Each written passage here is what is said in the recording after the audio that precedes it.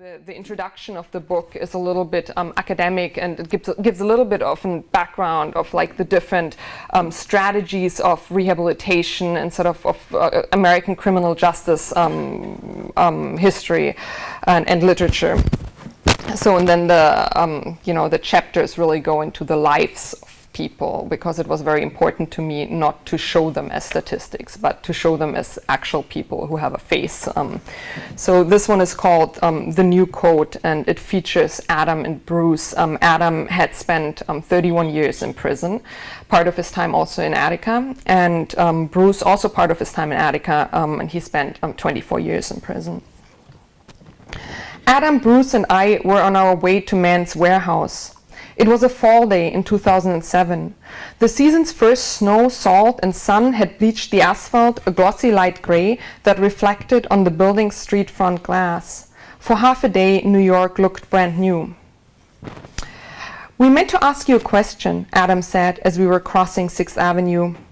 "Under which circumstances would you commit a crime?"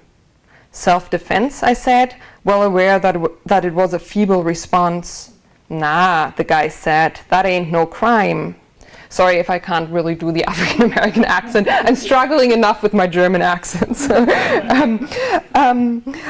I had to agree. "So you never committed a crime?" they asked. I hesitated. "I smoke pot sometimes," I said, adding that I never carry any pot with me when out on the streets. "Sometimes," Adam mocked. This must have registered as a non-offense to him after having spent more than 3 decades locked up for 2 counts of homicide, armed robbery, conspiracy, and attempted escape. "Okay, what would you do if you found a bag full of money on the street?" he asked. I told him that I would take the money to the police. When I tried to explain that I wouldn't be able to enjoy money that didn't belong to me, Adam cracked up. His skinny 73-year-old body shook with laughter. He couldn't stop. Bruce chuckled as well, but for the most part, he was sidetracked by female pedestrians. "Can I take you out for a coffee? Can I buy you a coffee?" He spouted his new mantra, a broad, sweet grin stretched across his face. Adam continued to question my answer. It appeared he had given this a lot of thought. "So what if it were 3 in the morning and no one was on the street, no cameras around, no passing cars? Would you still try to return the money?" The truth is, I would. When I picture myself on an abandoned street in New York in the middle of the night, 2 things come to mind. First, I see 1,000 eyes watching, no, spying on me in the darkness. Second, who abandons a bag full of money on the street?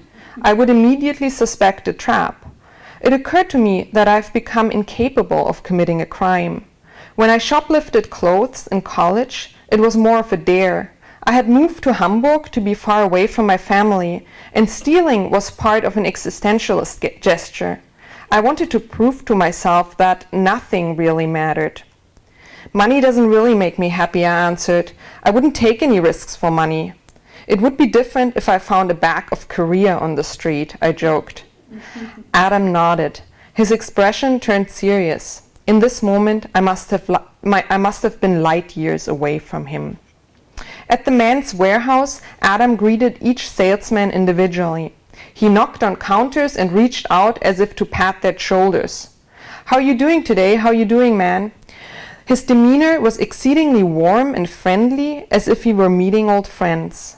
But the salesman regarded us with suspicion. Adam, the handsome elderly Muslim, Bruce, a lurch with big square prison glasses, and me with my funny accent, trotting along pale and small. As Adam tried on a couple of coats, the salesman eyed us like hawks. Adam glanced into a mirror, and as he took in the reflections of all the observers, his gaze dropped down to the price tag. He let out a surprised "Phew!" The coats were all $200 and up. Adam turned away from the mirror and frowned. "You look good, man," Bruce told him. The coats, though, seemed far too light for a New York winter. When I expressed my concern, the salesman huffed. "No, miss, I know for certain that this coat is warm. I have the same one." Warm or not, the coats were too expensive and too wide. They're too boxy, Adam said. He wanted a coat that complemented his slender and athletic build. He wanted a coat that did justice to his daily devotion to yoga and the exercise bike. This coat had a job to do. It had to re-establish his identity, an identity he had worked on diligently ever since he was a child. And I don't know, I don't really want to keep you captive, so I usually try to keep readings to 20 minutes, so and then open it up to the crowd and take some questions and discuss whatever it is you want to discuss with me, if that's okay. Thank you. Only if you'll read another small passage before we go. Okay, I can do that. Maybe I'm going to read the part where we have to go through the lingerie department in order to find his code. So, okay, questions. Questions, yes. Where did you go to find a coat? We went. Since it was way too expensive there. Well, he actually then eventually decided for a pretty expensive coat for $175, I think, and that was at Daffy's. Do you know Daffy's? It's this like discount outlet store that has expensive brands but sells them for less in New York. Let me start with that second question, and then I'm going to go back because I'm not going to forget the first one. So, yeah, so the recidivism rate is overall like 66%, which is huge. So there's different approaches on how to conquer that. There's a lot of what they call correctional quackery out there of yoga groups and art groups, and I'm not saying that these things are not great for people. I love yoga, I love art, but they don't really target the problem, which is sort of an antisocial attitude, they call it. So the best studies I've read, or the studies with the best outcomes I've read, are for cognitive behavioral therapy that actually reduce recidivism rates by 30%, which does not sound much, but it's actually really big, 30%.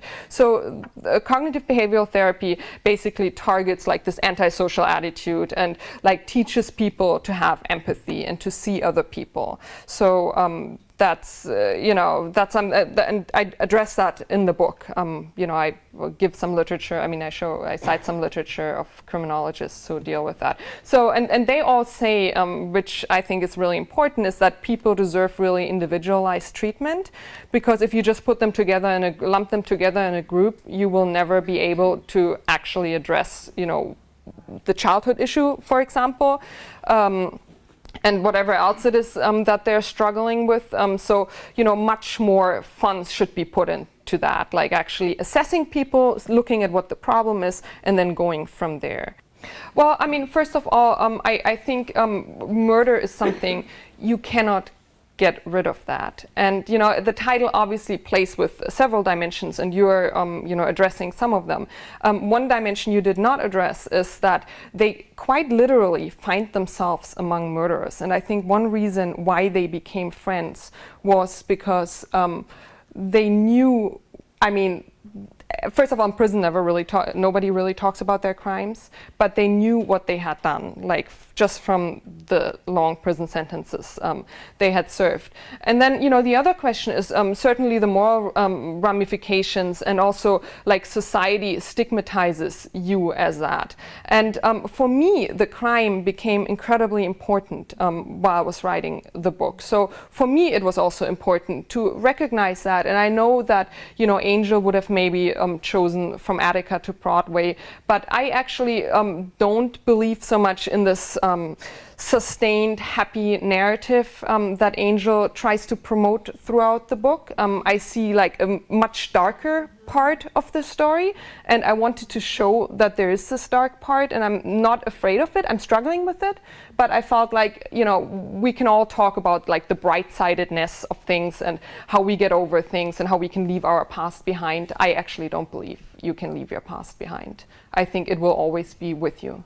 Related to the therapeutic aspect that needs to happen, but great value nonetheless. I totally agree, and also the silence, you know, that I really came to understand that idea of silence that I have pretty much all day long when I sit at my computer writing, and you know, that what you describe as the inner light, you know, I'm not a religious person at all, but you know, that sort of, you know, being okay with yourself and feeling like of value and focusing and not hearing anything around you. It's such an important experience, which is virtually absent in prison because there's always noise, and so you know, that was so important for me to see the Attica worship group and to see that it really facilitates that. I'm just saying, you know, that shouldn't be all, like that's but that this is an important, and that's only, I mean, a couple of hours a week. Can you imagine? I mean, that's like a couple of hours a week is like nothing. It's terrible. Okay, so so should I read another like half page or? Yes. Okay.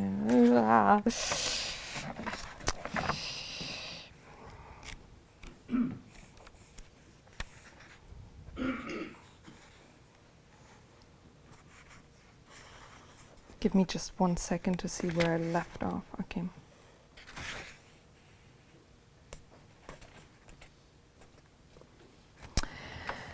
We decided to try Burlington's coat factory 2 blocks north from the men's warehouse. On the way, Adam told me the Halfway House's parent organization recently had invited an editor from a black women's magazine to speak about what today's women look for in a man. This sparked Adam's interest, as he was looking for a woman to spend the rest of his life with. The editor told the men, many of whom had spent several decades behind bars, about condoms for women. Adam cracked up and said he didn't even know that female condoms existed. Women able to take charge and put on their own condoms? Amazing. As he explained to me how it worked, he sounded like a struggling scientist who had just stumbled onto a great discovery. Suddenly, Bruce was gone. It seemed that he had finally managed to get the attention of a young woman pushing a baby carriage. "Can I buy you a coffee?" he had asked her. She stopped and they started talking. Adam and I waited for Bruce in front of Burlington's. Adam hadn't even noticed that Bruce was trying to chat up women. When I told him, he found it hilarious. He explained that Bruce was trying out advice he had received in another one of their halfway house meetings. The men had been discussing how and where to meet women when David Rothenberg suggested they ask strangers on the street to join them for a cup of coffee. It seemed to have worked, at least for Bruce. Adam went on to tell me how the idiosyncrasies he acquired in prison, the ones he still couldn't shed. He still wore his underwear when taking a shower. I was confused. As a means of protection? Out of shame? He explained. In prison, it was a matter of convenience. Keeping his underwear on allowed him to wash it while in the shower. We looked around, still no sign of Bruce. We decided to take the elevator upstairs. Adam tried on some Calvin Klein coats from the sales rack. The coats were the color of deer. At $139, the price seemed right, but they were still too boxy. Adam took his time ogling himself in the mirror. He turned, opened the coat, closed it, turned around again, looked at himself from the back, then from both sides. Then he tried on another coat, which seemed suspiciously similar to the one before, and the scenario repeated itself. Bruce suddenly reappeared, out of breath. "I got her number." His smile made him look like a 12-year-old, a charming mixture of embarrassment, exhilaration, and impishness lighting up his face. Adam paid no attention to Bruce's success story. He continued to look at himself in the mirror, still wearing the same deer brown coat. Adam had his own woman on his mind, Minnie, the excellent listener who wore bleak clothes and no makeup. Mousy Minnie. That's a woman he fell in love with, who worked at another re-entry organization. Adam was still visiting her at the advocacy agency where she worked as a writer, but he had yet to get up the courage to ask her out for a date. I'm looking for the... Okay, here. There remained the issue of the coat, and it was starting to get cold. Bruce, Adam, and I took the subway uptown. A man bumped into Bruce. Bruce turned around, locking eyes, and rolled on. We continued our coat search on 34th Street. I suggested we try H&M. I had recently found a coat for myself there, so it was worth a look. Bruce's advances towards women continued as we made our way to the store. "Can I buy you a coffee? Can I buy you a coffee?" But they came to a sudden halt at H&M. There his jaw dropped. To get to the coats on the second floor, we had to go through the lingerie department, which was large and crowded with young women picking out thongs and lace bras. In the company of the two men, even I felt like blushing. We were quiet as we wended our way up. We briefly scanned the coat racks, and I felt silly for having picked the store. Army coats and bomber jackets clearly were not what Adam wanted or needed. He admired the low prices, but quickly decided to continue his search elsewhere. I was relieved to have noticed Daffy's discount store across the street. I couldn't wait to get out of the crowds. In the late afternoon, 34th Street is crazy, with herds of people dashing fatalistically in front of oncoming cars as if traffic lights didn't exist. Adam remembered how such crowds used to make him sweat like a pig.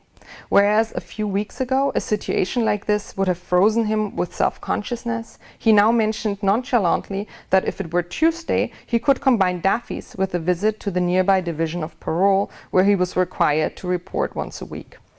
At Daffy's, Adam marveled at the coat selection. In no time, he found one he really liked. It was beige and also reversible. When you got tired of beige, you could turn it around and have a blue coat. The coat had everything going for it except the fit. Bruce said it made Adam look really professional and that it was perfect for when he gave another lecture. But Adam wondered whether he would be able to fit a suit jacket underneath. He looked at himself in the mirror again. "Looks good," he said, "really good." When Adam observed himself, he seemed to forget about everything else around him. It seemed as if he were searching for something. It reminded me of the countless teenage hours I spent trying on different outfits, wondering whether they could withstand the discriminating taste of the boy I had a crush on. Maybe Adam was trying to look at himself through Minnie's eyes. Minnie, whom he still hadn't asked out for a date, but who continued to roam his mind. A saleswoman arrived carrying a lined dark green trench coat. She praised the coat in a friendly yet assertive way. This seemed to work. Adam liked the color and the price, $150. Adam looked exhausted. He knew that the trouble he went through to find a new coat would not solve his problems. But maybe the coat would allow him to temporarily slip out of his prison armor. He did look professional in his new coat. But what lay beneath? Who was he? And where was he heading? Would he manage to ask Minnie for a date? Time was running out. Okay, so that's it.